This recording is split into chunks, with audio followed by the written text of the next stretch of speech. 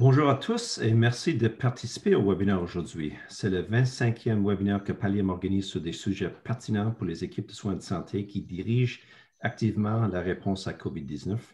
Nous sommes très heureux de travailler encore avec Paliscience sur ce webinaire. Ces webinaires sont rendus possibles grâce à la contribution inconditionnelle de Boehringer Ingelheim et de son initiative Virgin Hope. Nous remercions cette organisation. Aujourd'hui, les organisations des à deux en d'ordre anonyme, SAD, SIAD, SAD-aigu.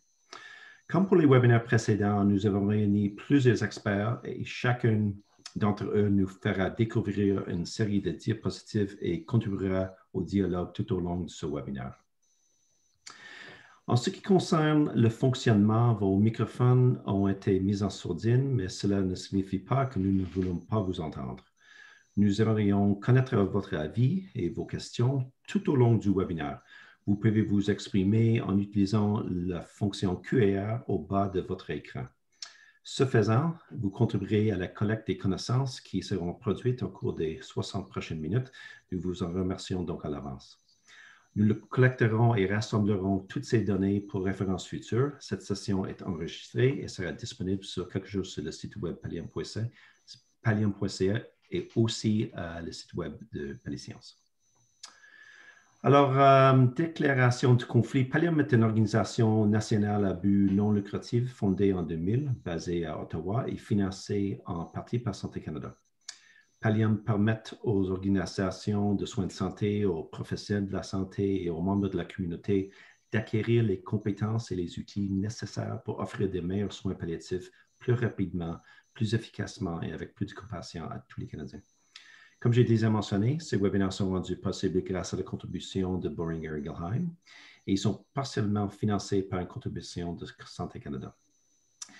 Et un accueil très chaleureux à nos trois présentatrices qui sont Dr. Geneviève Deschênes, Dr. Mireille Alouin et Dr. Evelyne Gaillardette. En ce qui concerne les conflits d'intérêts, je suis un employé de Pallium Canada et je ne crois pas qu'aucune de nos présentatrices n'ait de conflit. Alors, je suis votre hôte pour le webinaire d'aujourd'hui. Je m'appelle Jeffrey Mote et je suis le PDG de Pallium Canada.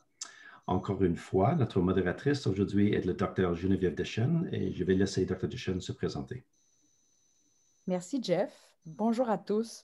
J'ai le grand bonheur de pouvoir laisser parler aujourd'hui Dr. Mireille Alouin et Evelyne Gaillardès, deux jeunes médecins extraordinaires de mon équipe du SIAD à Verdun. Alors, je suis médecin de famille, professeur adjoint à l'Université de Montréal. Je fais partie de l'équipe qui est dirigée par Dr. Evelyne Gaillardès, qui est le SIAD du CLC de Verdun, et je suis aussi directrice scientifique du site Paliscience.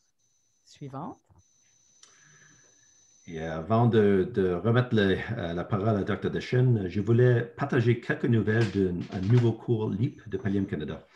Nous sommes heureux de vous annoncer que notre première session LEAP en ligne est programmée et ouverte à l'inscription. Ce cours en ligne aura lieu les 17 et 18 mars. Pour en savoir plus et ou pour s'inscrire, vous pouvez prendre note du lien sur l'écran ou simplement visiter pallium.ca/FR et aller sur notre page cours, choisir LEAP en ligne et suivre les instructions. LEAP en ligne est un programme d'apprentissage en ligne dirigé qui permet aux professionnels de la santé d'acquérir les aptitudes et compétences essentielles de l'approche palliative. Et voilà, Dr. Deschênes va prendre la relève à partir de maintenant. Alors, en fait, ce n'est pas moi qui prends la relève. Alors, c'est Dr. Gaillardès et Dr. Alouin. Je vais les laisser se présenter elles-mêmes. Allez-y, Dr. Gaillardès. Ben oui, nos deux profils vont se ressembler un peu, là, moi puis Mireille, mais c'est ça. Donc, moi, je suis médecin de famille, je fais des soins à domicile au CLC de Verdun depuis maintenant 10 ans, puis je fais aussi un peu de bureau au GMF Sud-Ouest, puis j'ai une pratique à l'urgence aussi à l'hôpital de Verdun. Puis je passe aussi beaucoup trop de temps dans des réunions dans mon CIUS pour gérer toute la question des soins à domicile au plan comme plus macroscopique de toute l'organisation des soins médicaux pour le CIUS Centre-Sud de Montréal. Moi, je m'appelle Mireille Alouin, je suis aussi médecin de famille, graduée depuis maintenant 10 ans. Puis je fais partie de l'équipe de SIAD des soins à domicile du CLSC de Verdun depuis maintenant 2015, avec une pratique conjointe à l'urgence de l'hôpital de Verdun. Je fais aussi partie du comité scientifique de Paliscience, puis impliquée sur toutes sortes de comités dans le CIUS en lien plus avec les questions de l'AMM. Ouais, question de l'AMM, là, aide médicale à mourir, pour pas trop faire d'acronymes, là, parce que déjà on en déboulonne beaucoup d'acronymes aujourd'hui. En effet. Alors, je vais vous donner les objectifs d'apprentissage de cette présentation d'aujourd'hui. Alors, on s'excuse des acronymes, ça vient du ministère, mais on doit les utiliser. Alors, on va démystifier les acronymes SAD, SIAD et SADaigu. Et attention, ce dont on va parler ne va pas juste intéresser les gens en clinique, donc les médecins, les infirmières, les pharmaciens, mais aussi les gestionnaires. Donc, on va parler aussi aux gens qui travaillent dans les CIUS pour mettre en place des équipes de soins à domicile. Deuxième objectif, on va décrire concrètement le travail des médecins SIAD en pandémie. On a 1 an de pandémie d'expérience, donc on va vous décrire ce qui s'est passé dans nos RI et RPA. Et finalement, le troisième objectif, c'est l'expertise professionnelle requise à domicile et les trucs du métier. Donc, Dr Elwin et Dr Gaillardès vont vous définir un peu ce qu'est la pratique infirmière et médicale spécialisée. Mireille, c'est Evelyne. Vas-y, Evelyne. Oui, bien c'est ça. En fait, la première question, là, le premier acronyme à comprendre, c'est le SAD. C'est quoi que ça veut dire, ces 3 lettres-là? Donc, on entend plusieurs appellations dans différents milieux. Je pense qu'officiellement, le ministère, il réfère l'acronyme SAD au mot soutien à domicile. Puis, dans certaines régions, on entend aussi des fois le MAD pour maintien à domicile. Nous, on aime bien parler de soins à domicile parce que c'est ce qui représente le mieux qu'est-ce qu'on fait, soit de soigner des malades, par opposition au mot soutien ou au mot maintien qui réfère davantage aux services qu'on offre à la clientèle qui est en perte d'autonomie. Dans tous les CLSC sur le territoire du Québec, il y a des équipes de soins à domicile qui sont essentiellement formées de professionnels, infirmières, ergo, physio, TS, aide familiale et nutritionnistes. Ça, c'est pas mal présent dans tous les CLSC du secteur, de la province en fait. Mais ce qui n'est pas toujours un élément de ces équipes-là, c'est le médecin. C'est pas tous les CLSC qui ont une équipe médicale qui est à même la bâtisse puis qui prend en charge les patients en collaboration avec les autres professionnels. Fait que si on passe à la prochaine définition, qui est le SIAD, bien, ça réfère aux soins intensifs à domicile. C'est une appellation qui vient directement du ministère et qui semble avoir été adoptée après le forum sur les soins à domicile de 2017.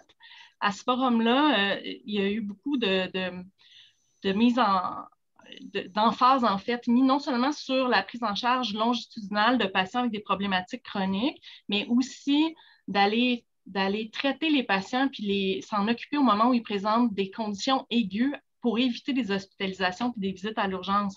C'est de là que vient le terme soins intensifs. Donc, vraiment pas juste des soins de base ou un maintien, mais une implication dans des soins plus aigus. Ça impliquait l'idée d'une équipe qui était plus agile, plus capable de prendre en charge rapidement des patients là, qui ont des conditions instables gériatriques ou des complications dans leur décours palliatif. C'est dans ce contexte-là que les soins intensifs à domicile, donc SIAD, ont été définis là, et plus détaillés dans une lettre d'entente qui est la lettre d'entente de 336.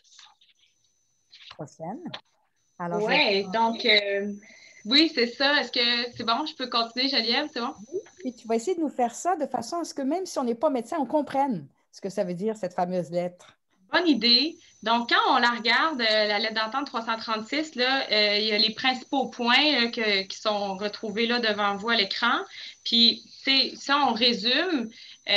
Ça dit que, dans le fond, la clientèle qui est visée par une équipe médicale SIAD, c'est une clientèle qu'on dit de patients complexes en perte sévère d'autonomie. Donc, en gros, on ne va pas voir un enfant qui a une otite. T'sais, on ne va pas voir une cystite chez un jeune patient. On s'adresse à des gens qui sont en phase de soins palliatifs ou avec des conditions de santé sévères et instables, des conditions chroniques avancées terminales.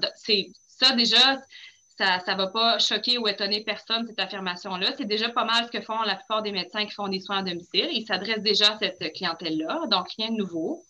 Puis on dit que les médecins membres de l'équipe médicale SIAD doivent respecter l'ensemble des conditions suivantes qui sont là. Donc, fournir une prestation continue de service. Ben oui, là, on les soigne en continu. Ça, c'est très c'est très naturel comme affirmation. Assumer une garde médicale 24/7, donc ça aussi, la plupart des médecins qui font des soins à domicile sont de garde en disponibilité pour leurs patients. Se rendre au domicile du patient lorsque la condition clinique le requiert, ben j'espère, là, c'est le gros bon sens. Collaborer avec les autres professionnels de soins à domicile, bien entendu, qu'on collabore avec tout le monde au CLSC, assurer le soutien professionnel à la demande de l'équipe des soins à domicile. Donc, ce que ça dit, c'est qu'on travaille en interdisciplinarité, finalement, avec les autres travailleurs de la santé du CLSC des soins à domicile.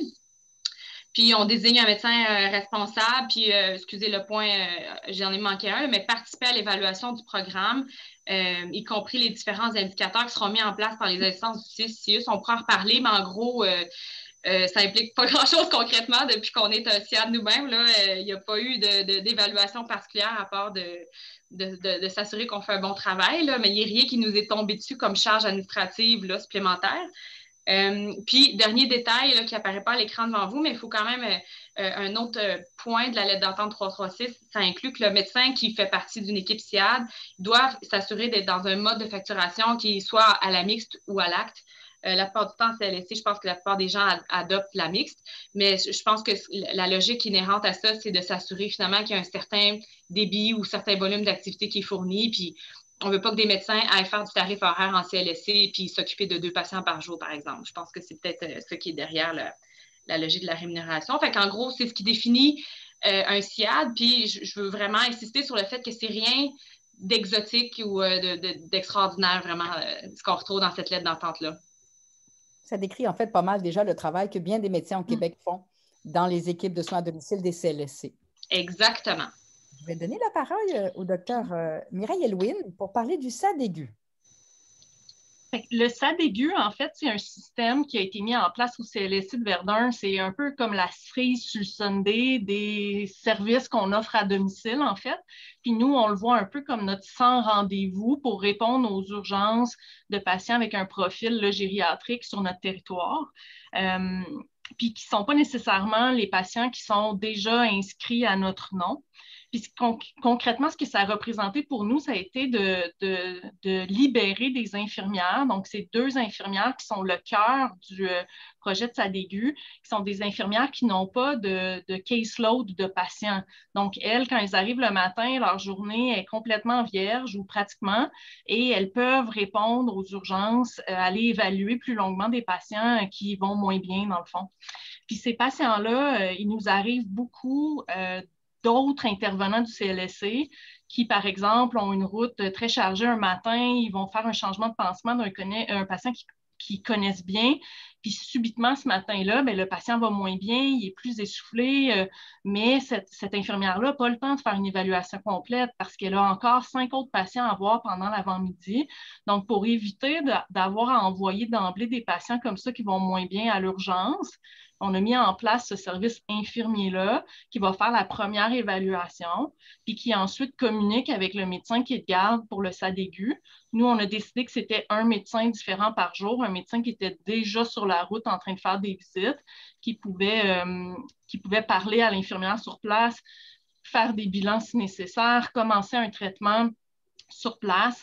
Par exemple, si c'est un patient avec une insuffisance cardiaque décompensée, on peut administrer du Lasix à la maison. Si c'est un patient avec une exacerbation de MPOC, donc ça, c'est nos 2 plaintes les plus fréquentes, en fait, bien, ajuster le traitement sur place puis faire un suivi là, plus intensif pendant quelques jours, le temps de stabiliser une condition là, qui est aiguë. Encore une fois, chez nos patients avec un profil gériatrique, là, des patients qui ne pourraient pas facilement se rendre au cabinet de leur médecin. Oui, fait que c'est ça. Fait que dans le fond, c'est une garde territoriale à une clientèle gériatrique. Ça, c'est nos pamphlets que vous voyez devant vous, qu'on a distribués à gauche et à droite dans toutes les cliniques de médecine familiale du territoire. Tous les intervenants des soins à domicile ont ces coordonnées-là, puis ils peuvent rejoindre l'infirmière rapidement, directement sur son cellulaire. Puis c'est intéressant parce que quand moi, j'ai commencé à faire des soins à domicile, tu sais, back in the days, là, il y a 10 ans, on était vraiment plus dans une culture de soins de longue durée, puis de soins palliatifs oncologiques beaucoup. Puis tous nos patients gériatriques, quand ils étaient instables, là, ils s'en allaient à l'hôpital en ambulance directement. Même si on avait des patients avec des niveaux de soins D, s'il décompensait rapidement, on n'avait comme pas la latitude vraiment ou l'agilité au niveau du nursing, surtout là, pour les soigner promptement à domicile. Fait qu'on regardait l'ambulance passer un peu désabusée. Puis, en faisant le SADAIGU, ben, on est venu changer finalement la culture de notre établissement en incluant davantage des soins aigus. Puis, progressivement, on a gardé de plus en plus de patients dans notre cours au lieu de les envoyer à l'hôpital. Puis, donc, de plus en plus d'insuffisants cardiaques décompensés, de plus en plus de patients avec des pneumonies ou des patients qui ont fait une chute, puis qu'on évalue, puis tout ça, puis finalement, on n'envoie pas à l'hôpital. Puis, on a réalisé assez rapidement qu'on évitait effectivement là, beaucoup de visites aux urgences et des hospitalisations. Puis, donc, je pense qu'avec le SADAIGU, finalement, ça élargit la mission des soins à domicile généraux. Là. Oui, quand on est un médecin qui fait des soins à domicile, on s'attend à faire du longue durée, on s'attend à faire de la gériatrie, on s'attend à faire des soins palliatifs, mais il y a un grand besoin dans la population là, de faire des soins plus aigus. Je pense que ça répond à la réalité là, de la population qui est âgée, vieillissante, atteinte de multiples maladies chroniques. Alors, avant de poser cette question-là, vous avez vu les beaux pamphlets. Il y a plein de documents qui ont été faits dans le CIUS Centre-Sud et on les donne généreusement à qui est intéressé. Il suffit que vos gestionnaires ou un clinicien appellent la direction SAPA, soins aux personnes âgées du CIUS Centre-Sud, et il va nous faire plaisir de partager ces documents-là avec vous. Vous aurez juste à changer en bas la petite étampe. Ça ne sera peut-être plus le CIUS Centre-Sud. Prochaine. Alors, pour Dr. Elwin, la question suivante, c'est quel est l'impact du SADAIGU, le service infirmier SADAIGU dont on vient de parler, pour un CIUS ou un CIS? Je pense qu'il y a des impacts à différents niveaux. Un des premiers impacts qu'on constate, c'est que ça amène un rayonnement positif vraiment de l'équipe au niveau de l'équipe infirmière. Tu sais, on a ces infirmières-là qui ont été formées pour être meilleures en évaluation clinique, qui sont accompagnées plus étroitement par notre équipe médicale quand ils évaluent des patients, qui développent vraiment une expertise avancée pour l'évaluation clinique. Puis leurs collègues, gagnent de cette expertise-là, dans le fond. Entre elles, ils peuvent se parler de patients, ils peuvent se donner des trucs cliniques, des trucs sur la prise en charge. Donc, je pense que ça bonifie au niveau de l'équipe infirmière du CLSC de façon générale.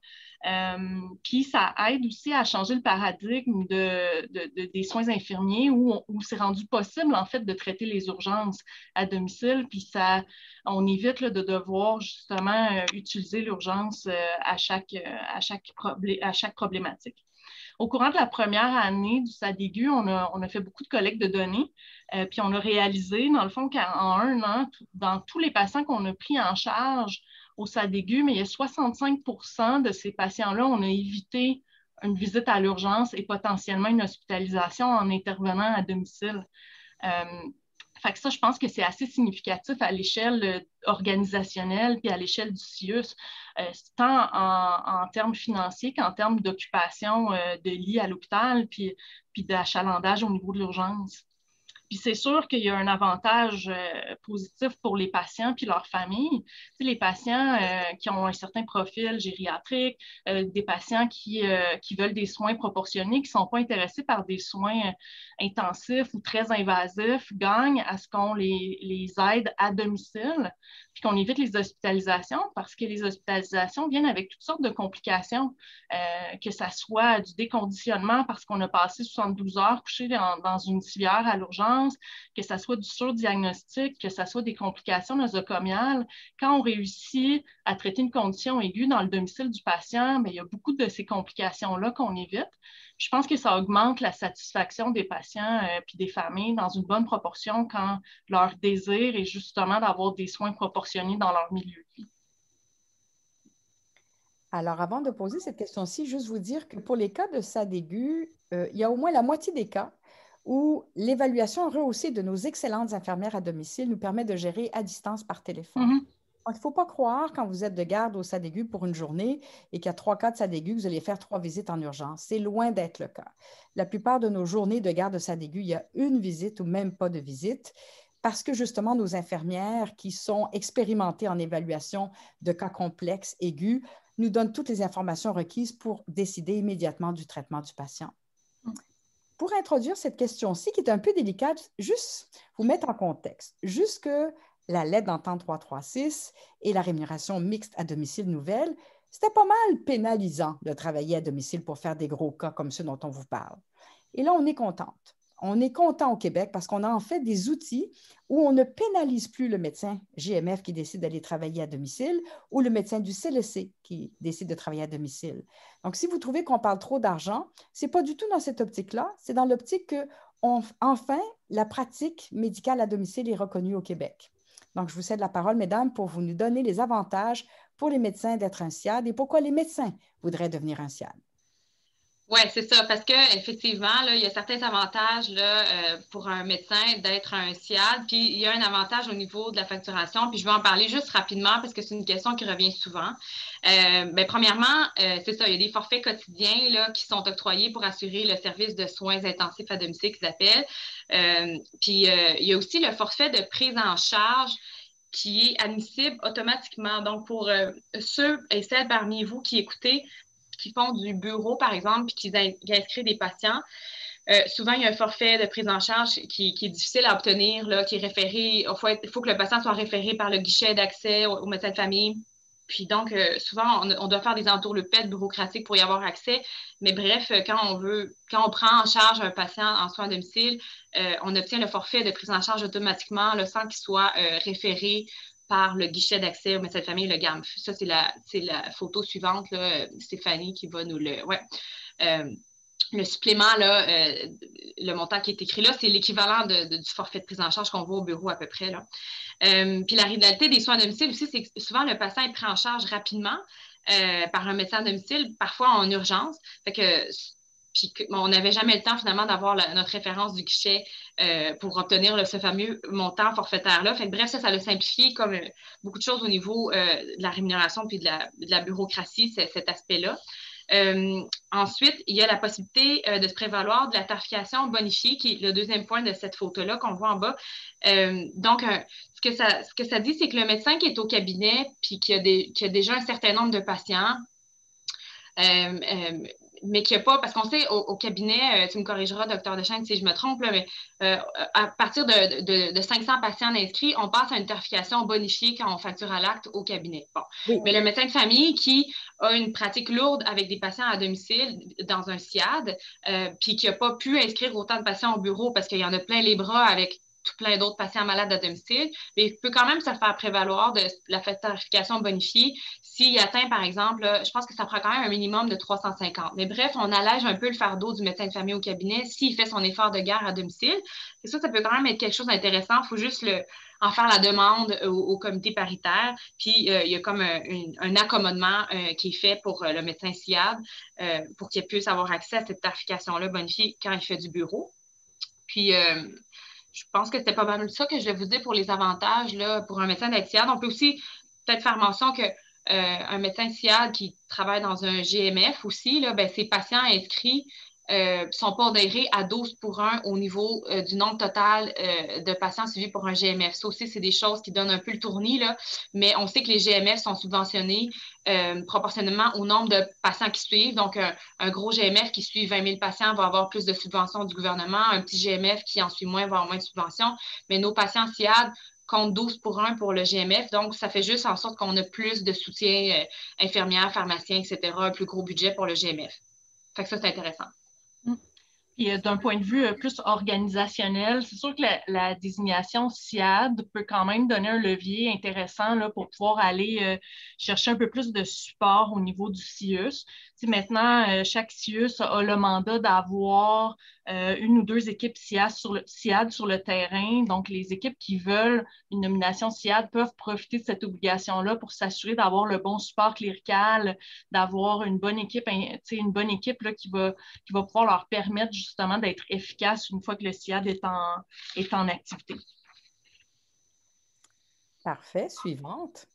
Nous allons passer à la phase de la présentation que j'appellerais, selon les termes du Dr Gayardès, le courrier du cœur.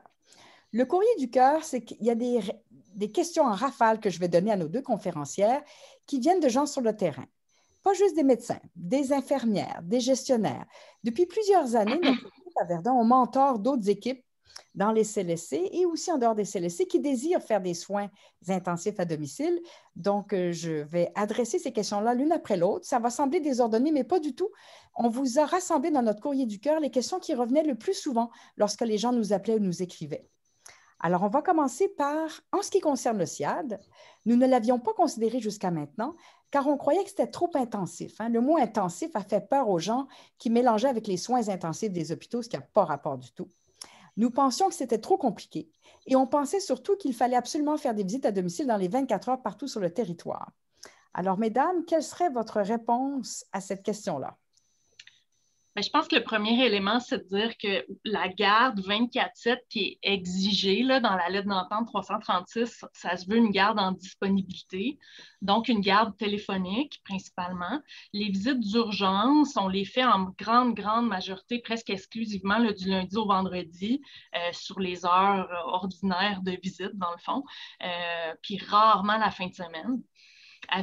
On a beaucoup d'outils qui nous aident à être efficaces au téléphone pendant nos gardes. On a notre dossier médical électronique. Chacune d'entre nous avons accès avec notre ordinateur personnel à la maison. On a aussi accès au DSQ via notre DME. Donc, c'est facile de pouvoir accompagner l'infirmière qui nous appelle, peu importe l'heure, puis lui donner les meilleurs conseils là, pour s'occuper du patient qui a une urgence.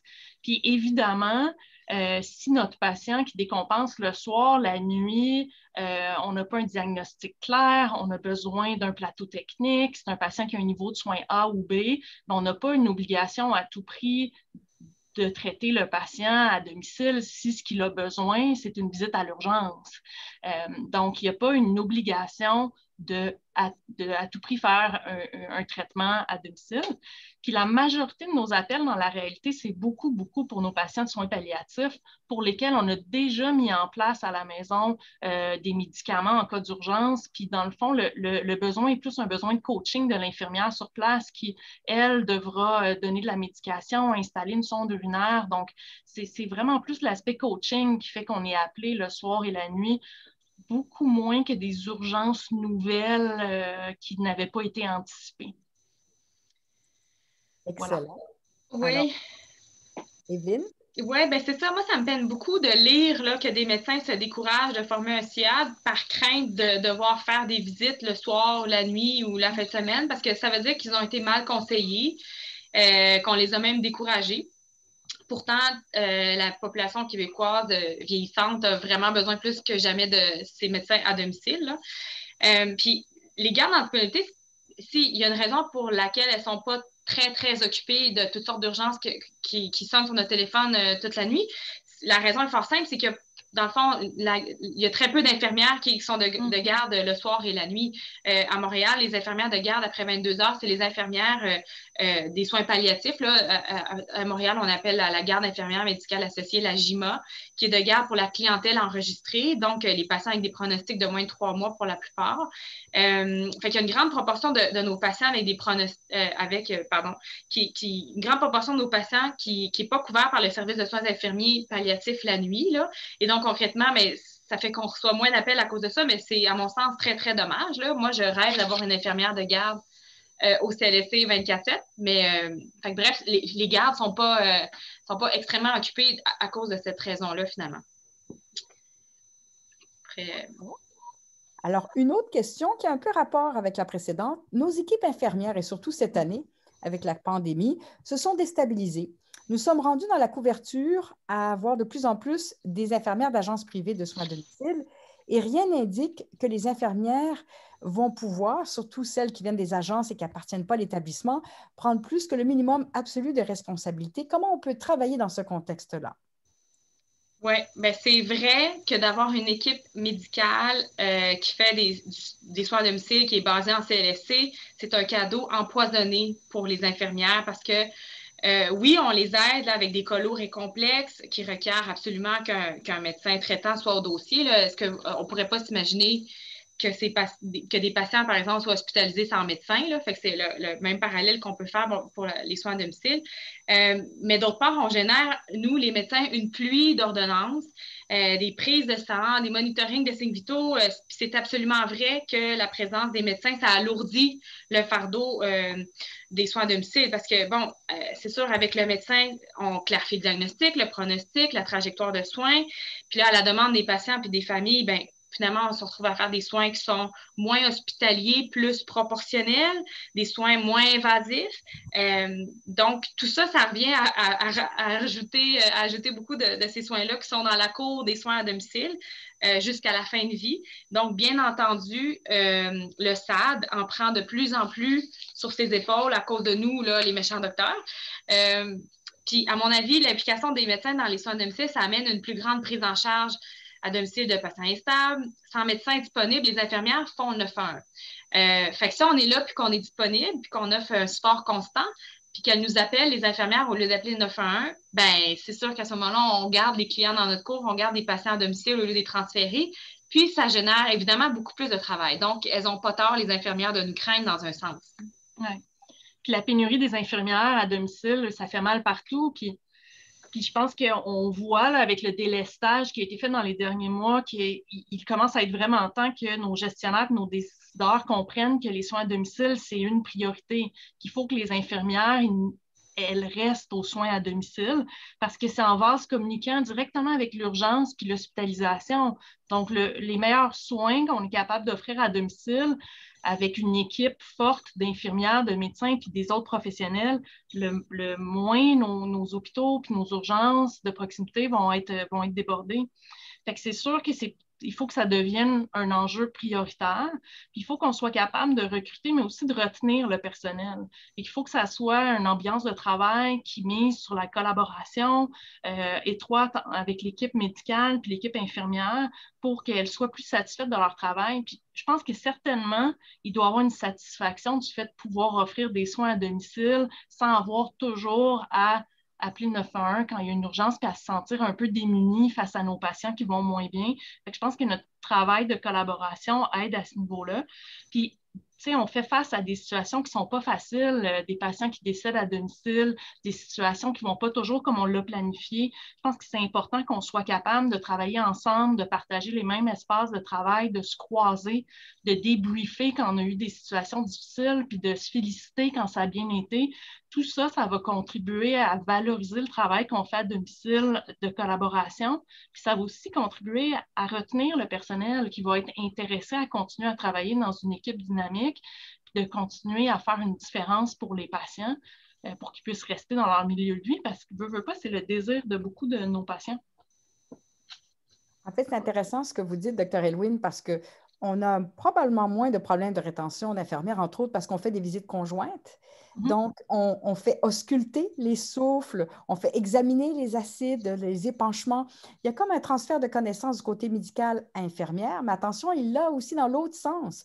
Le fait de faire la visite avec l'infirmière et de discuter du cas avec elle, on apprend beaucoup sur les soins des plaies, l'évaluation rehaussée du patient. Donc, ça facilite beaucoup les choses quand les médecins travaillent sur place avec les autres professionnels. Oui, définitivement. Alors, prochaine question. Est-ce qu'il y aurait des désavantages ou des risques à être un SIAD?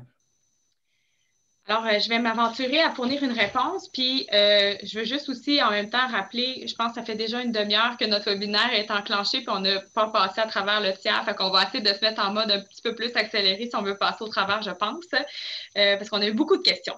Puis, mais bref, est-ce qu'il y a des désavantages ou des risques à être un SIAD? Bien, un rappel des engagements que le médecin prend lorsqu'il adhère à une équipe SIAD, c'est rien de très contraignant. Fournir une prestation continue de service, assurer une garde, se rendre au domicile, collaborer avec les autres professionnels du CLSC, assurer le soutien à la demande de l'équipe, participer à l'évaluation du programme.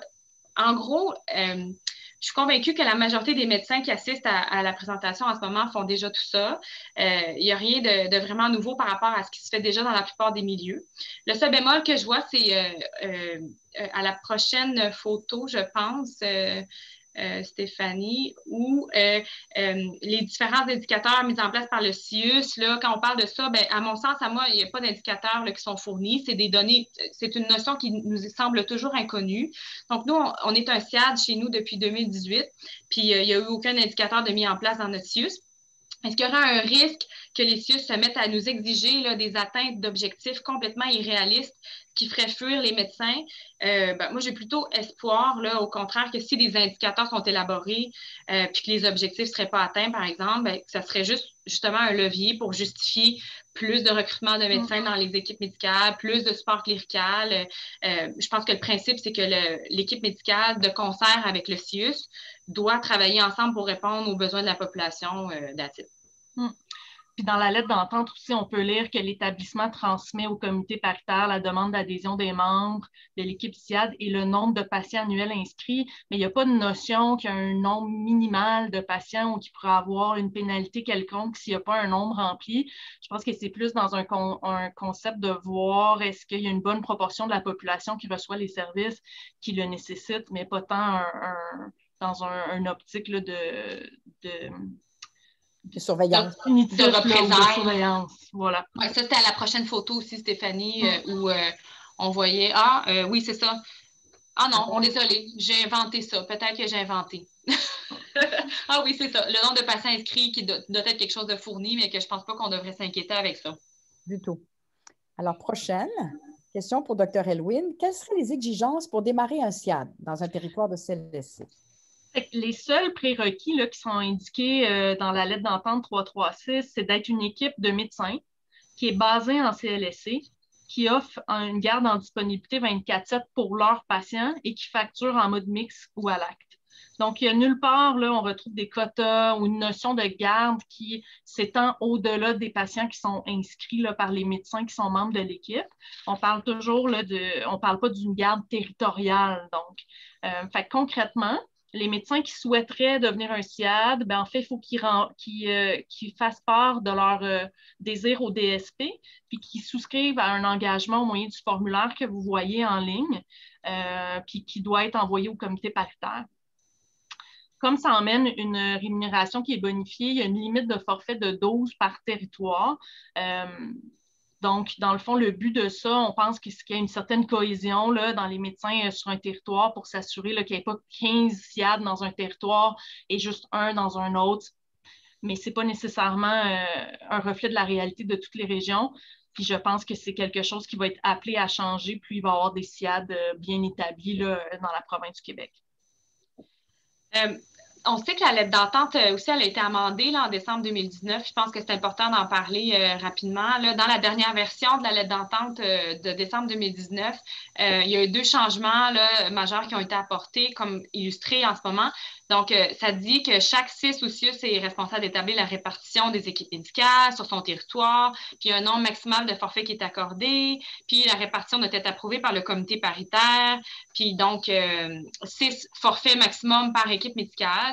Donc, ça veut dire, comme Mireille l'a mentionné, qu'il y a un désir un peu de contrôler le nombre d'équipes pour éviter qu'il y ait de l'abus, j'imagine, mais actuellement, dans certaines régions du Québec, c'est comme si on est plus devant des déserts médicaux, là, une absence totale de soins médicaux à domicile. Puis cette réalité-là est tellement importante qu'on est loin de se retrouver face à des situations abusives. Donc, je ne pense pas qu'on a vu nulle part là, de file d'attente de groupes de médecins qui cognent à la porte du comité paritaire pour être reconnus SIAD. C'est juste dommage que des restrictions de forfait comme ça aient été rajoutées là, dans la lettre d'entente pour des territoires donnés, parce que ça a pour effet d'être comme un bâton au lieu, alors qu'on aurait plutôt sorti la carotte. C'est de ça que le système a besoin, là, des équipes SIAD partout pour encourager qu'on soigne la population vieillissante. Fait que, on est un petit peu perplexe par rapport à ça. Puis, deuxième changement important dans la lettre d'entente 336, là, il y a une affirmation qui nous a beaucoup fait sourciller. Là. On parle de la prise en charge pour une courte période, soit jusqu'à la stabilisation de l'état de santé du patient en moyenne pour 3 à 7 jours, ou jusqu'à la fin de vie de la personne en soins palliatifs, qui présente des signes de déclin ou de décompensation, rapprocher une longue phrase là, qui, ça aussi, donne le vertige. Mais sincèrement, nous, on ne comprend pas trop la raison d'être de cet amendement-là. La notion de suivi court terme n'a fait aucun sens pour nous. Puis personne au ministère ni à la FMOQ non plus est capable de nous expliquer pourquoi on a ajouté cette limite-là de 3 à 7 jours. Dans notre équipe médicale au CLSC de Verdun, on a toujours soigné de la même façon. Notre statut SIAD, ça ne va pas modifier la façon dont on fait de la médecine. C'est-à-dire que si on prend un patient malade, puis qui n'est pas ambulant, là, qui est chez lui, dans son domicile, bon, on le suit en longitudinal jusqu'à son décès. Puis on s'assure de soigner tous les épisodes de décompensation ou d'instabilité au travers de cette prise en charge-là qui est globale. Fait que, bien entendu, ça se pourrait que le patient il serait jugé instable pendant 3 à 7 jours peut-être, le temps que la surcharge passe, par exemple, ou que la pneumonie guérisse, mais lorsqu'il est jugé stable, il demeure quand même sous nos soins, surtout s'il s'agit d'un grand malade là, cardiaque, pulmonaire ou d'un patient atteint de troubles neurocognitifs majeurs. C'est évident qu'il va rester notre patient même après cette période-là. Donc, j'aurais envie de vous dire de ne pas tenir compte de cet amendement, tout simplement. Et donc, parce que j'ai vu des questions passer, Mireille et Evelyne, il y a un médecin qui me disait « On ne peut pas garder le patient SIAD longtemps, il faut le désinscrire. Faites pas ça. » On a travaillé avec le Collège des médecins, ce n'est pas du tout éthique. Vous êtes un médecin de famille, vous prenez charge, vous avez un patient qui est très malade et qui ne va pas s'améliorer. Une insuffisance cardiaque stade 4, il va se détériorer jusqu'au décès. Donc oui, les patients SIAD restent longtemps. Suivante. Alors, mesdames, comment organisez-vous au quotidien pour répondre à la demande? Bien, devant vous, là, vous avez un exemple de notre horaire d'équipe. Dans le fond, une semaine dans notre horaire d'équipe. Puis, il y a plusieurs éléments. À chaque jour, sur la route, on essaie qu'il y ait au moins un médecin qui est présent à faire ses visites pour ses patients, mais qui est aussi capable d'absorber au besoin là, une visite urgente si jamais un autre collègue là, qui n'est pas en position de pouvoir faire une visite pour son patient a un besoin. Il y a aussi un médecin qui est inscrit au SAD aigu, donc qui est là pour répondre là, aux appels de l'infirmière au SAD aigu pour pouvoir l'aider suite à l'évaluation d'un patient ou à se rendre directement avec elle au chevet d'un patient. C'est souvent un médecin qui est déjà sur la route cette journée-là pour justement faciliter l'agilité puis la capacité à aller faire une visite avec l'infirmière SAD aigu au besoin. Puis, on a aussi la dernière étape, dans le fond, au niveau de notre garde, c'est la garde CLSC, le 3e rond rouge que vous voyez. Fait que ça, c'est notre garde en disponibilité. C'est le médecin qui est sur appel là, à partir de 17 h le soir jusqu'à 9 h le lendemain matin, puis qui couvre la fin de semaine. Fait que ça, c'est vraiment pour les appels urgents. Mais tous nos médecins dans notre équipe ont leur téléphone ouvert qui peuvent répondre du lundi au vendredi de 9 à 5 pour leurs patients. Notre but, c'est de faciliter la prise en charge longitudinale. Quand on connaît bien les patients, on est capable de mieux répondre aux demandes des infirmières. Donc, peu importe on est où pendant la semaine, qu'on soit la journée où on fait nos visites à domicile, une journée libre à la maison, ou si on est au bureau, à l'hospitalisation, au CHSLD ou à l'urgence. Comme vous voyez dans notre équipe, on a tous des profils très variés de pratiques. Il y a personne qui fait des soins à domicile à temps plein. Bien, on répond quand même aux appels, peu importe on est où, là, pour nos patients. Fait que ça fait partie de la game quand on décide de faire des soins à domicile dans notre équipe.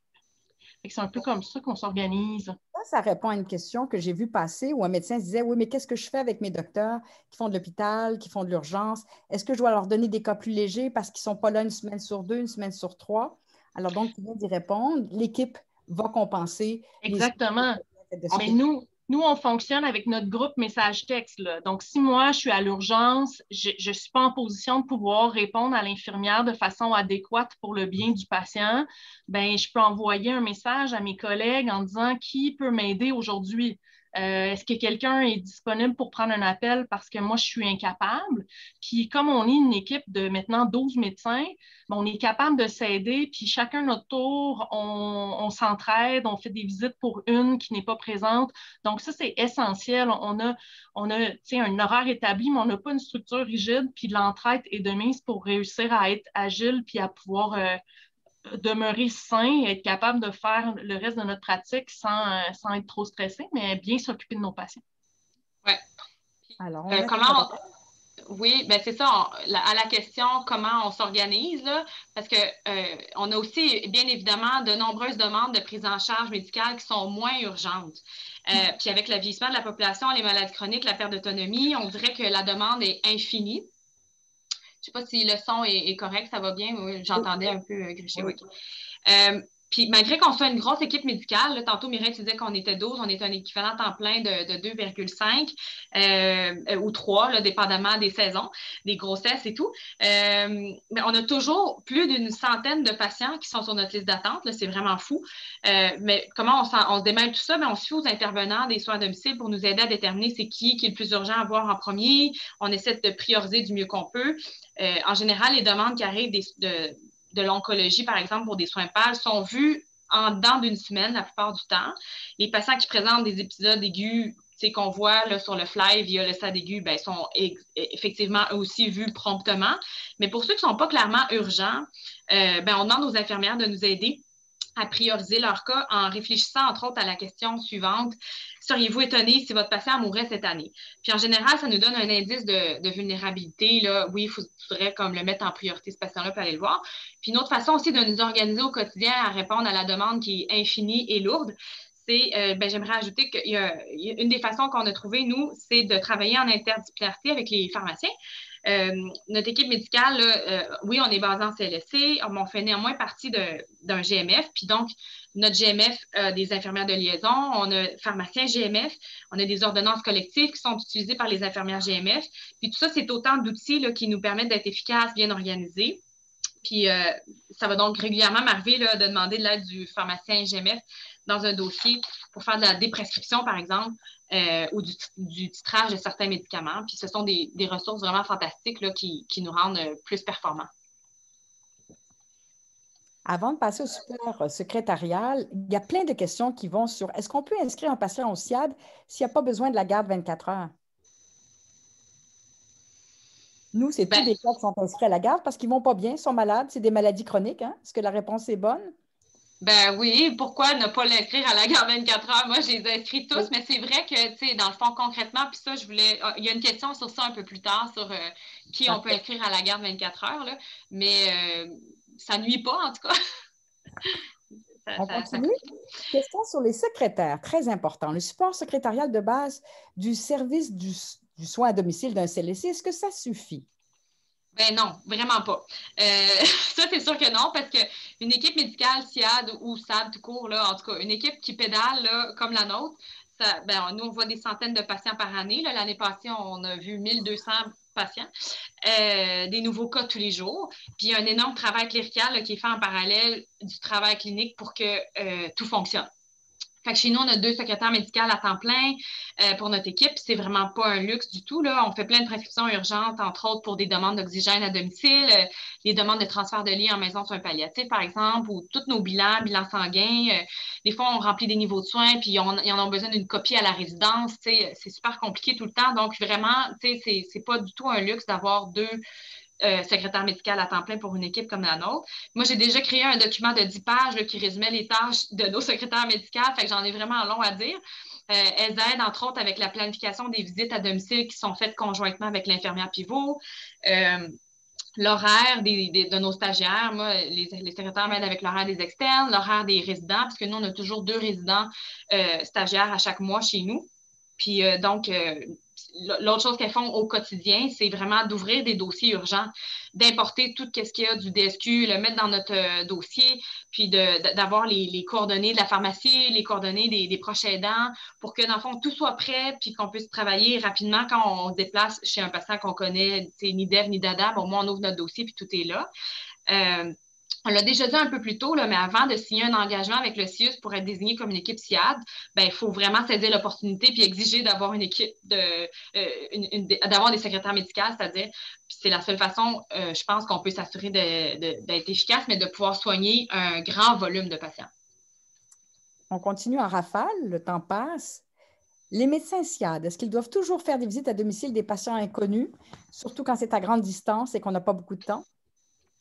Je pense que ça va beaucoup dépendre de la quantité de médecins dans l'équipe, du niveau d'organisation, puis de la capacité de répondre à toutes les urgences. si ce n'est pas possible de le faire, à l'impossible, nul n'est tenu. Là. Puis il peut toujours aussi avoir une préévaluation qui se fait au téléphone avant de se déplacer. Puis si, lorsqu'on parle à l'infirmière du patient ou au patient ou à la famille directement, c'est clair que la condition du patient nécessite que le patient ait l'urgence, soit à cause de son niveau de soins ou à cause du type de symptômes qu'il présente. Mais je pense qu'il faut rapidement orienter ces patients-là vers la bonne ressource. Ce n'est pas toujours les soins à domicile qui sont la bonne réponse, surtout si on a un patient qu'on ne connaît pas, qu'on n'a pas de niveau de soins ou qui a un niveau de soins justement A ou B. Fait que je pense qu'il faut vraiment aller selon la capacité de l'équipe de répondre. Il faut commencer quelque part, puis de répondre d'emblée aux urgences de tous les patients qui ne sont pas connus par notre équipe médicale. Ce n'est pas là le point de départ, certainement, de la mise en place d'une équipe médicale à domicile. Là. En fait, ce que tu dis, Mireille, ce qui est intéressant, c'est qu'on voit qu'il y a une plus-value à connaître le patient. Mm-hmm. Donc, le suivi longitudinal de nos patients, on les connaît personnellement et dans notre équipe. On réduit beaucoup le recours à l'urgence, mais quand c'est des patients de d'autres médecins ou des orphelins dont on n'a pas le dossier, on peut intervenir beaucoup moins. Donc, on voit qu'on est un groupe de médecins de famille qui faisons la prise en charge longitudinale. Prochaine. Je veux juste terminer parce que concrètement aussi, il n'y a aucune exigence écrite nulle part là, dans la lettre d'entente qui encadre le SIAD là, à l'effet de devoir visiter en urgence des patients qui sont inconnus de l'équipe médicale. Moi, personnellement, je trouve que d'offrir une garde territoriale, c'est un objectif qu'on devrait toujours chercher à atteindre. Là, on devrait être capable d'atteindre ça idéalement, mais pas au détriment de sa santé mentale puis de la santé mentale de l'équipe. Mais je pense que si on arrive à un certain nombre médical de médecins assez nombreux, puis qu'on est bien organisé, comme tu l'as dit, Mireille, on devrait être capable à un moment donné d'atteindre ce niveau-là, de faire du SAD aigu pan territoire, puis d'être agile, puis de soigner plus large. Mais ce n'est pas exigé du tout de la lettre d'entente 336. Fait que je pense qu'il ne faut pas avoir ça là, comme une épée de Damoclès au-dessus de la tête. Puis je veux juste aussi dire qu'en réalité, lors d'un appel d'une infirmière pour un cas urgent, ben, comme tu le disais tantôt aussi, docteur Deschamps, il est assez rare de devoir se déplacer sur le champ. T'sais, très souvent, avec l'évaluation de l'infirmière, ben, on génère déjà quelques diagnostics différentiels, quelques hypothèses de travail. On peut débuter des investigations, des prises de sang, on peut débuter certains traitements sur le champ, puis on est capable donc de démarrer quelque chose, un bilan, un traitement, tout ça, puis de planifier la visite le lendemain ou le surlendemain, par exemple. Fait qu'il y a un bon nombre de situations qu'on peut gérer à distance sans besoin de faire la visite là, tout de suite comme telle, puis qu'on peut juste décider d'aller voir le patient demain, après-demain, de se le placer dans l'horaire ou dans l'horaire d'une collègue pour dépanner. Puis il y a aussi d'autres situations cliniques qu'on ne verra jamais. Moi, je suis très à l'aise de gérer un épisode de goutte ou d'infection urinaire d'un patient que je ne connais pas du tout puis que je ne suis pas allée visiter. Mais avec les informations que j'ai obtenues de l'infirmière, ça suffit comme ça puis c'est bien adéquat. Aussi, on n'est pas obligé de toujours se déplacer. Puis juste rappeler aussi que pour notre SAD aigu, contrairement au 100 rendez-vous, dans un 100 rendez-vous dans une clinique, tu vois 20-25 patients dans une demi-journée, mais nous, c'est 2-3 cas qui se rajoutent là, à notre journée quand on fait notre garde de SAD aigu. Puis nos statistiques ont démontré que la majorité du temps, notre 100 rendez-vous, on répond pour des insuffisants cardiaques surtout, puis des MPOC exacerbés. Puis donc, c'est des conditions qu'on est bien à l'aise, c'est toujours la même chose. Donc, en général, on arrive à démarrer nos bilans, nos traitements, puis il faut admettre qu'on est aidé par les infirmières qui sont très dégourdies, puis qui font d'excellentes évaluations cliniques, puis ça aide énormément notre travail. Donc, la réponse à la question, est-ce que les médecins SIAD doivent prendre charge de tous les patients du service de soins à domicile du CLSC? C'est non. C'est non. On prend charge de nos patients à nous. Suivante. Non, mais je pense qu'on n'a pas répondu à la question. Les médecins SIAD doivent-ils prendre en charge tous les patients SAD du CLSC? Mireille, tu pourrais répondre? Oui, vas-y donc, oui. Vous avez répondu en partie. En fait, donc, aux soins à domicile, là, tout intervenant confondu, à peu près 2800 patients qui sont connus, mais là-dedans, il y a certains patients qui sont des suivis ponctuels seulement. Ce n'est pas tous des patients qui ont un problème d'autonomie irréversible qui nécessitent une prise en charge médicale. Fait que là-dessus, là, notre équipe médicale en suit à peu près le tiers. Donc, on n'a pas besoin d'emblée de prendre tous les patients des soins à domicile dans notre équipe.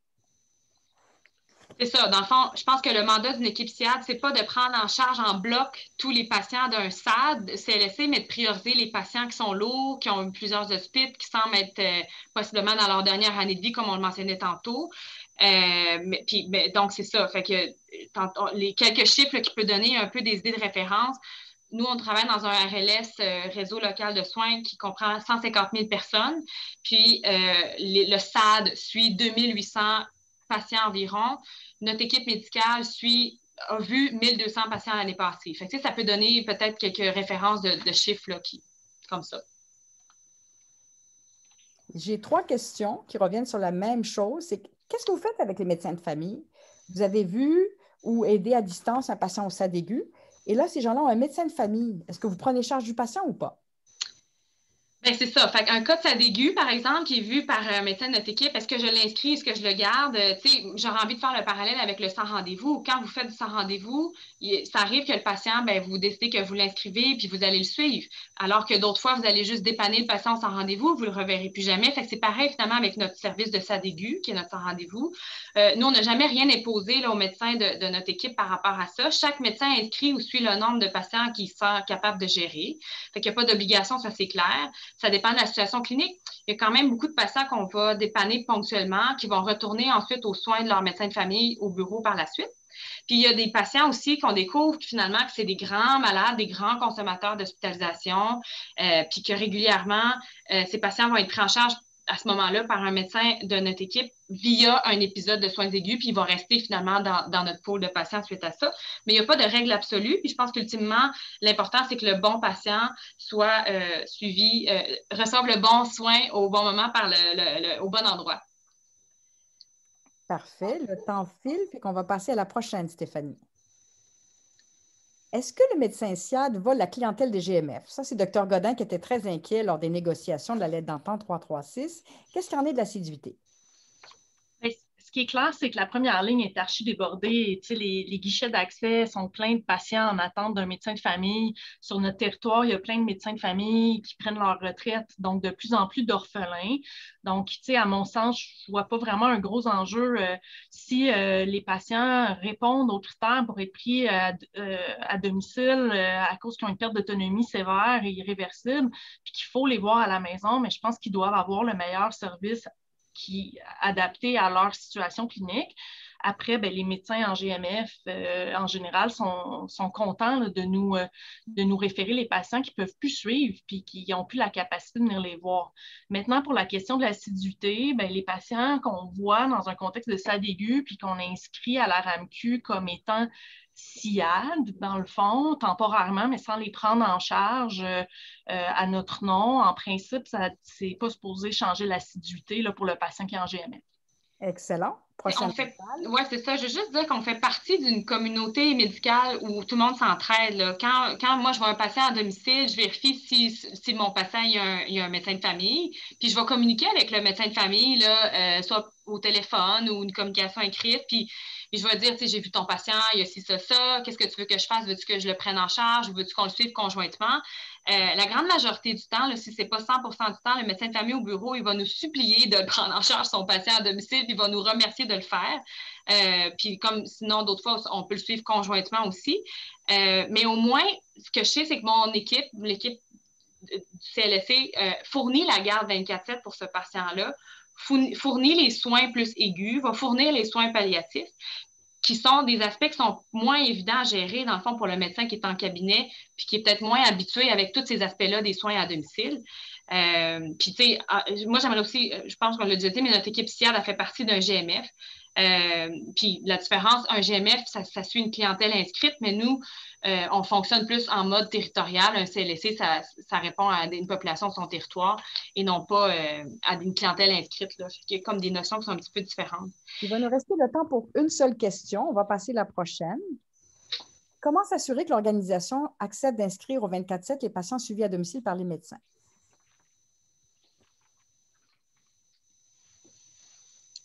Evelyne? Ah oui, c'est moi qui réponds à ça? Ah, ben oui, c'est moi qui réponds à ça. Ah, ben oui, c'est ça, on en a passé une, hein? Comment? OK, alors... Il reste une question, c'est la dernière. Oui, OK. Ben, ça n'aurait pas été ma préférée comme derrière, mais on va la prendre. Il va falloir faire un deuxième webinaire, hein, parce qu'il va falloir parler de. J'en continue de questions, mais quand je vais arriver dans la période des questions, ça se peut que ça se recoupe. Allez-y. Bon, alors, ben, c'est ça. Fait, comment s'assurer que le CLSC accepte d'inscrire au 24/7 les patients suivis à domicile par les médecins? Ben, je ne sais pas comment ça se passe ailleurs, là, mais sur l'île de Montréal, il n'y a aucune infirmière de garde au CLSC passé 22 heures. Il y a des équipes de soir, mais la nuit, c'est les infirmières de la garde d'infirmières médicales associées, là, la GIMA, qui assurent la garde la nuit pour la clientèle inscrite. Je pense que d'autres organismes qui viennent combler les besoins la nuit. Là. Je pense entre autres à Montréal, à la Société des soins palliatifs du Grand Montréal, qui est surtout dans l'Est, ou à Nova, qui est surtout dans l'Ouest. Ben, pour s'assurer que le CLSC est bien inscrit le patient au service 24/7, ben, il faut le prescrire. Il faut s'assurer que l'infirmière pivot a eu le réflexe de le faire. Puis nous, on a un gabarit de prescription souvent qu'on utilise pour nos patients qui sont en fin de vie. Toutes nos pressions non pharmacologiques, on les coche, là, puis souvent, on coche là-dedans assurer, inscrire à la ligne dédiée ou la ligne enregistrée 24/7. C'est comme ça qu'on s'assure que c'est fait. Puis habituellement, ben, ça se fait pas mal automatiquement. Mais oui, c'est ça. Je pense qu'on avait du contenu finalement pour parler 2 heures et non pas juste 1 heure. Mesdames, il nous reste 15 minutes pour les questions et je vais sélectionner parmi les 28 questions celles qui seraient les plus pertinentes. Et j'invite pour toutes celles qui demandaient, est-ce qu'il y a des formulaires, des documents? On a tout ça. Vous appelez tout simplement à la direction SAPA au CIUS Centre-Sud et on va pouvoir vous fournir tout ça. Tout est partagé avec plaisir. Et je vous invite aussi à aller sur le site de l'Université de Montréal, médecine de famille. Et si vous allez dans l'onglet SAPA, tous les outils qu'on utilise sont aussi versés là et sur Palisciences. Alors, j'ai plusieurs questions, mesdames, sur, par exemple, Saint-Jérôme. Ça fait 30 ans qu'on fait des soins à domicile, on fait une garde 24 heures, on suit ce genre de patients-là, mais on nous a dit qu'on ne répondait pas aux critères SIAD. Et j'en ai d'autres questions. J'ai 3 autres questions pareilles. Nous voulons démarrer un SIAD, mais on nous a dit qu'on ne pouvait pas avoir de forfait si tous les CLSC du CIUS ne démarraient pas en même temps le SIAD. Ce que je vois dans ces 4-5 questions-là, c'est comme si les comités paritaires ou les CIUS ou les deux bloquaient pour des raisons non valables compte tenu de ce que vous avez dit. Comment vous expliquez ça? Bien, moi, je n'ai pas d'explication vraiment à leur fournir, à part que c'est vraiment quelque chose qu'on remarque, nous aussi, qui est assez systémique. C'est-à-dire qu'en préparant le webinaire, on a échangé avec des médecins un peu partout dans la province. Puis effectivement, il y a comme plusieurs demandes qui sont faites au comité paritaire, puis qui bloquent. Puis je ne sais pas trop pourquoi. Il y a des exemples où ça bloque depuis 2 ans. Ce qui est fou, c'est qu'avec la pandémie, on devrait être encore plus proactif là, pour mettre sur pied des équipes médicales à domicile partout dans la province. La crise du vieillissement aussi, à elle seule, elle devrait suffire à convaincre nos décideurs de mettre vraiment toute la gomme pour qu'il y ait des déploiements d'équipes SIAD partout au Québec. En plus, on a les facultés de médecine qui sont de plus en plus désireuses de voir leurs étudiants faire des stages de soins à domicile. Donc, il est vraiment urgent d'avoir des milieux cliniques stimulants puis fonctionnels pour que les résidents en médecine familiale, entre autres, puissent s'exposer à la pratique à domicile. Donc, pourquoi ça bloque l'implantation des SIAD? Ben, j'aurais tendance à dire que c'est le comité paritaire, dont une partie revient au ministère et l'autre à la Fédération des médecins omnipraticiens. Puis peut-être qu'il faudrait cogner à la porte de notre fédération pour comprendre tout ça, parce que j'avoue que je n'ai pas la réponse à cette question-là. Moi aussi, ça me sidère et ça me choque. Je pense qu'il faut nommer les choses. Je pense, Dr. Gayardes, vous avez raison.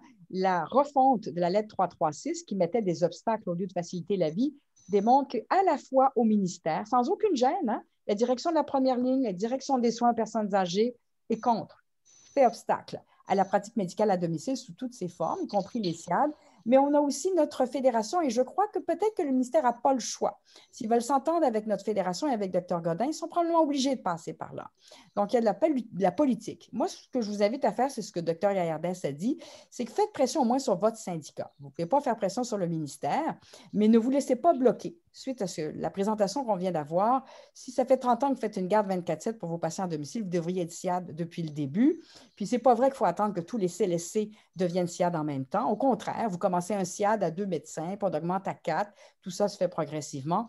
Et ce sont des obstacles que vous ne devriez pas accepter parce qu'ils ne sont pas dans la lettre d'entente. C'est des obstacles illégaux qui ne font pas de sens. Et une autre question qui revient à ce que vous avez dit tout à l'heure. Pourquoi il faut être en CLSC? Est-ce qu'il y a des avantages à être en CLSC ou est-ce qu'on pourrait créer un SIAD en GMF? Qu'est-ce qui est le mieux? Bien, c'est sûr qu'en CLSC, comme on l'a déjà mentionné, il y a la proximité avec les autres professionnels de la santé qui est difficile à battre là, en termes de travail en collaboration, puis de réussir à se rencontrer, à bien se connaître aussi. Il y a toujours un avantage, surtout quand on règle beaucoup de choses au téléphone, à connaître les intervenants auxquels on parle, les avoir déjà côtoyés, d'avoir déjà pu faire du debriefing. Fait que je pense que le fait de se croiser a un avantage indéniable, selon moi. Puis, c'est ça, je pense aussi que peu importe où se loge l'expertise, il faut qu'il y ait une expertise quelque part. Fait que si les médecins qui font des soins à domicile décident d'être basés en GMF, il n'y en a pas de problème. L'avantage d'être en CLSC, c'est comme ça de le mentionner, Mireille, c'est que les gens, ils sont là. Fait que le travailleur social, quand il revient de sa visite puis il est tout ébranlé, il ne sait plus quoi faire avec son patient qui est plus confus puis qui ne reconnaît pas, mais il vient nous voir direct dans nos bureaux. Fait que, il y a comme cette espèce de synergie-là qui est vraiment facilité par le fait de juste être ensemble dans des mêmes lieux physiques. Mais on peut être basé en GMF puis quand même détenir cette expertise-là. Puis moi, je parle à ce moment-là plus de l'expertise des soins pâles, de la gériatrie instable, de la gériatrie tout court, mais tous les soins de fin de vie à travers tout ça. Donc, peu importe où se trouvent ces médecins-là, c'est bien correct d'être en GMF si c'est mieux pour vous. L'important, c'est peut-être aussi de s'assurer de connecter avec les gens du CLSC parce que l'armée des soins à domicile, elle est là en CLSC. Fait assurez-vous au moins de tendre la main puis de faire des visites ensemble, de collaborer, de faire des visites conjointes. Mais ce qui compte ultimement, c'est qu'il y ait un filet de sécurité, une garde médicale qui est là. On peut référer à des équipes de médecins qui sont à l'aise avec l'instabilité, avec les soins de fin de vie, avec la gériatrie, tout ça, avec la perte d'autonomie à domicile. Au moins qu'on puisse référer à quelqu'un en deuxième ligne si on veut. T'sais, on est des médecins internes, on n'est pas des spécialistes, mais une équipe SIAD, ça se veut un filet de sécurité ou une deuxième ligne pour toutes les GMF, dans le fond. Une autre question d'ordre pratique. Vous avez parlé des DME tout à l'heure. Est-ce que le fait d'être un SIAD, ça va nous permettre d'avoir accès au DME? Parce qu'on aimerait avoir le DME à domicile, le dossier médical électronique.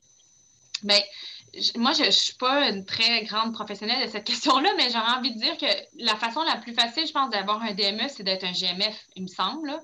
Donc, une fois qu'on est un GMF, on a comme accès plus facilement à des programmes d'accès au dossier médical électronique. Donc, je pense que le mieux, c'est d'être basé en CLSC puis d'être GMF à la fois. Comme ça, on a tous les avantages des meilleurs des deux mondes, dont l'accès à un DME. Donc, toujours être associé à un GMF. C'est l'idéal parce que vous avez des services qui viennent avec ça. Une autre question intéressante, c'était, est-ce qu'il y a une plus-value? Vous êtes deux médecins de famille, vous faites du domicile et de l'urgence. Est-ce qu'il y a une plus-value qui est au sein de l'équipe du SIAD des médecins comme vous qui faites de l'urgence? Bien, je pense que pour nous, ça a été une plus-value dans notre façon de voir les soins à domicile aigus. Je pense que ça nous a aidé à voir le besoin puis à mettre en place ce programme-là. Mais ça a été très clair que ce n'était pas essentiel d'avoir un background en urgence pour être capable d'être un médecin qui répond aux appels pour le SAD aigu, parce que les autres médecins de notre équipe qui n'ont pas cette expertise-là de médecin d'urgence sont très bien capables de prendre en charge ces patients-là parce qu'on les connaît tous, les traitements des exacerbations de MPOC, des décompensations cardiaques. Fait que je pense que notre avantage a été plus au niveau de voir l'organisation des soins d'un autre angle. Parce que nous, on les voit, les patients arriver à l'urgence, qui arrivent des résidences personnes âgées, des RI, du domicile, puis comment les gens qui sont frêles, qui devraient peut-être pas être dans notre urgence, comment on aurait pu faire les choses autrement pour éviter cette visite-là. Fait que, à mon sens, c'est pas une obligation, mais ça a été une force pour nous d'améliorer l'organisation de nos soins. Evelyne?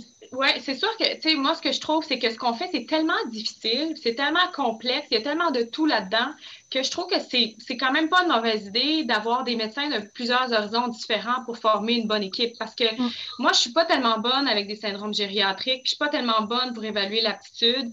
J'ai des collègues qui sont vraiment pas super à l'aise avec des techniques de chirurgie mineure. J'ai d'autres collègues, tu sais, qui sont super bons dans les plaies, tout ça. Fait, tu sais, je pense que ça prend tellement de notions larges. T'sais, la preuve, c'est que chez nous, on a des résidents qui sont stagiaires en R3, médecine familiale de soins pâles qui viennent chez nous. Puis on a aussi des résidents de gériatrie spécialité gériatrie qui va venir chez nous. Donc, tu sais, déjà là, c'est super large, c'est super vague.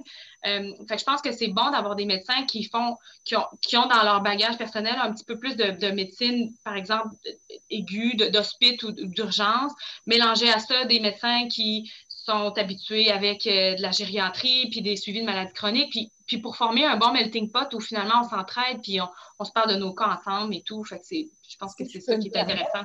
Comme médecin d'une autre génération qui ne fait pas du tout de pratique hospitalière, moi, j'ai eu besoin beaucoup les premières années de vous, mesdames, qui faites de l'urgence, parce que j'étais plus dans la gériatrie, calme, stable. Et là, on arrivait, puis on avait des instabilités à domicile. Donc, je pense que les médecins comme moi, qui ne font pas de pratique hospitalière du tout, on est très contents de vous avoir. Et donc, ça enrichit beaucoup l'équipe d'avoir un ou deux médecins qui font de l'urgence ou de l'hospitalisation. Dans une équipe SIAD, c'est précieux, très précieux. Je me souviens aussi, Geneviève, quand on a implanté le SADAIGU, ça faisait peur à certaines collègues. Puis moi, je me souviens d'avoir dit à toutes nos chers collègues qui nous écoutent, ben, si vous n'êtes pas à l'aise, faites le 911, envoyez-le à l'urgence, c'est tout, c'est pas grave. Tu sais, je veux dire, on essaie de faire ce qu'on peut avec le patient. Puis si on n'est pas sûr, ben l'hôpital est juste là derrière nous. C'est pas nous, là, l'ambulance. Tu sais. Fait que c'est ça, l'idée, c'est d'essayer le plus possible de respecter les volontés et les désirs de nos patients âgés, frêles, qui sont tannés de l'hospitalocentrisme, qui sont tannés des portes tournantes, puis d'élargir, c'est ça, la réponse à une demande qui est de plus en plus grandissante avec le vieillissement de la population. Et pour finir, j'aurais une question qui rejoint en fait la COVID. Alors, on a vécu au SIAD Verdun la COVID. Alors, pouvez-vous très brièvement expliquer à quoi ça a été utile un SIAD et comment c'est utile pour un CIUS d'avoir un SIAD lorsque survient la COVID? Et peut-être parler des EMI aussi. Je vais peut-être en parler plus théoriquement parce que j'étais pas là physiquement au moment de la première vague, étant en congé de maternité, mais je pense que la préparation a été beaucoup pour accueillir les patients à l'hôpital et même aux soins à domicile pour aller intervenir potentiellement au domicile des patients qui auraient la COVID. Mais finalement, la grande surprise, ça a été que rapidement, il fallait gérer les éclosions dans les résidences pour personnes âgées puis les RI. Fait que ça a été pas surprenant, mais ça a été rapidement un changement de cap parce que c'est des milieux qui sont considérés comme le domicile, donc dans lesquels on a nous-mêmes des patients qui sont à nos noms, qui sont inscrits, mais c'est des milieux qui n'ont pas de médecins répondants 24/7 de base, puis qui n'ont pas nécessairement qui ont en général pas d'infirmières non plus 24 heures sur 24. Donc là, il y a eu une urgence d'aller intervenir auprès de ces milieux de vie-là pour pouvoir stabiliser les patients, faire un peu de triage, à savoir qui irait plus vers une orientation soins palliatifs si les choses ne vont pas bien, puis de mettre en place ça rapidement. Fait que je pense que le fait d'être bien établi comme équipe, d'être en contact avec ces milieux de vie-là, ça a fait qu'on a pu aider à éviter que tout ce monde-là soit envoyé à l'hôpital. Oui, c'est ça. Dans le fond, la réponse courte à cette grande question-là qui mériterait probablement un webinaire à elle seule, là, ça serait que est-ce qu'un SIAD peut aider en pandémie? Bien, nous, on était déjà prêts, on était déjà en mode épidémique. On était déjà des gens qui se déplaçaient rapidement quand des patients allaient moins bien. Fait que, dans le fond, c'est ça. Nous, on a pris les éclosions en RI et en RPA sous notre aile. Puis, je pense qu'on a réussi à le faire parce qu'on était une grosse équipe, on était en nombre assez suffisant pour justement gérer ces éclosions-là qui souvent prennent 2 mois avant de se terminer. Puis on sait qu'à travers une éclosion COVID, il y a toutes sortes de patients non COVID à voir aussi. Là. Fait que ça a été vraiment comme de faire de l'hospice dans des RI et des RPA avec des infirmières 24/7 sur place, du CLSC, du SAD. Ça a été fourni généreusement grâce au CIUS. Là. Fait que tout le monde a embarqué dans cette game-là ensemble. Mais c'est comme si notre équipe SIAD, on était tout naturellement désigné pour être le EMI, l'équipe médicale infirmière, là, l'acronyme du ministère pour désigner des genres de SWAT team. On est déjà, nous, une SWAT team en permanence pour tout ce qui va mal sur notre territoire, COVID ou non COVID. C'était comme naturel là, de prendre ces éclosions-là sous notre aile, puis de les gérer en mode hospice, en mode on tourne les patients, on va les voir tous les jours, puis on gère ça, puis ça nous a permis d'éviter quand même pas mal d'hospitalisations. On a des chiffres qui sont assez hallucinants à cet effet-là. Donc, il nous reste 2 minutes pour conclure.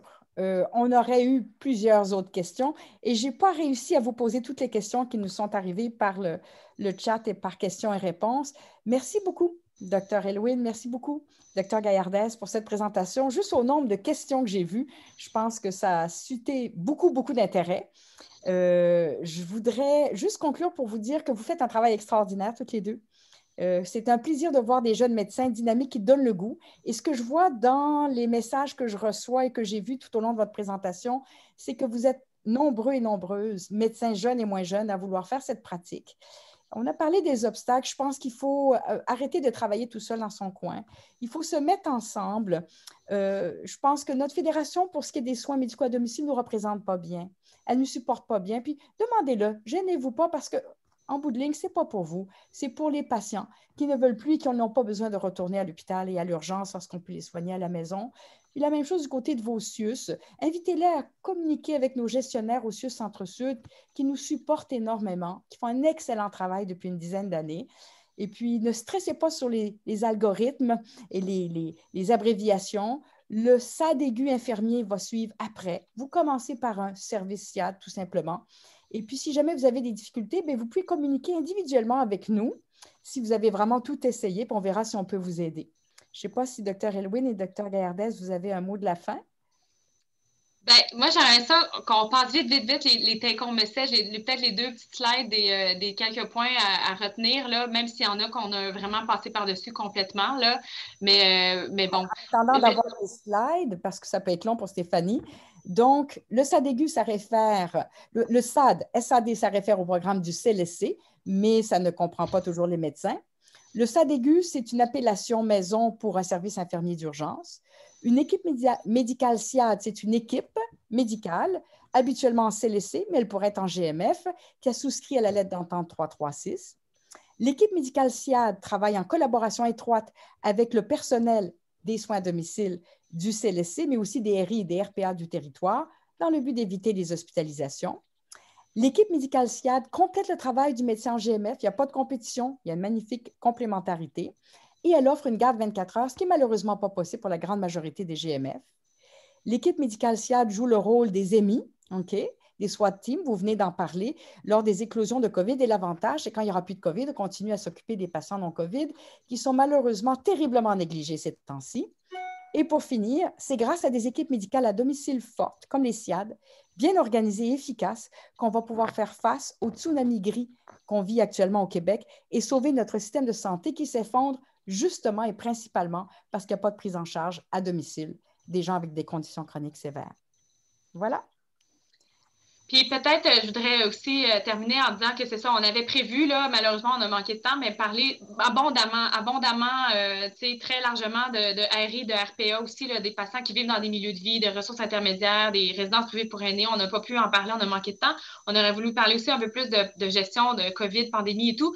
Peut-être qu'on fera un 2e webinaire pour parler de cet aspect-là, mais on espère aussi que la discussion qu'on a aujourd'hui peut vous servir un peu de réflexion puis de référence pour voir chez vous comment vous voulez adapter ça à vos propres réalités, à ce qui fonctionne le mieux dans votre écosystème.